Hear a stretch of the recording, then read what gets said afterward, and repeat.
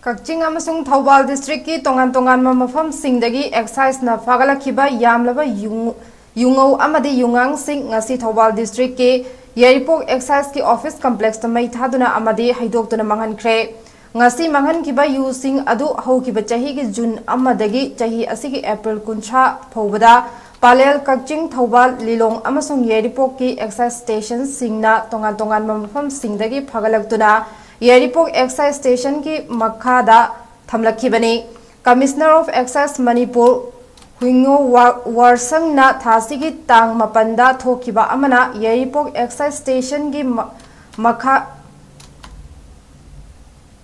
Malakhana adu Fagalakpa Bodlam Singh Thambada Silakpa Anauba Fagalakpa Singh Thambada Khudong Chadaba Mayoknabadagi Manghan Kinaba Order Pirakpadagi Ngasi Yu Singh adu Mai Thaduna Amadi Haidoktuna Manghan Bani Haire Yu Manghan Ba adugi matangda Deputy SP Excise Case Remaina Paumi Singh da Phongdokibada Ngasi Manghanliba Yu Singh asi Palel Kakching Thawbal Lilong amasung Yaripok ki Excise Station Singna Phagalakhibani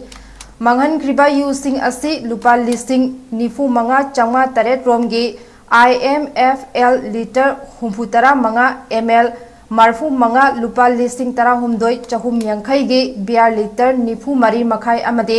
DIC local liquor da lupa lakh mapan lising marfu taruk lomge liter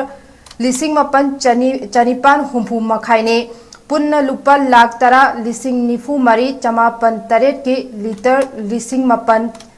chamapan marfu ne ngasi yu manghan bagi thoram aduda SP Excise Thingbaizam Bruce Lee District Nodal Officer Excise Yaripok ki OC Pangambam Ranjit atai officer sing amade Yaripok Municipal Council ki Councillor Singh Akoijam Ramesh Gurumayum Ingocha Sharma Hanagi Chairperson Kaisam Rupachandra su sarukya khe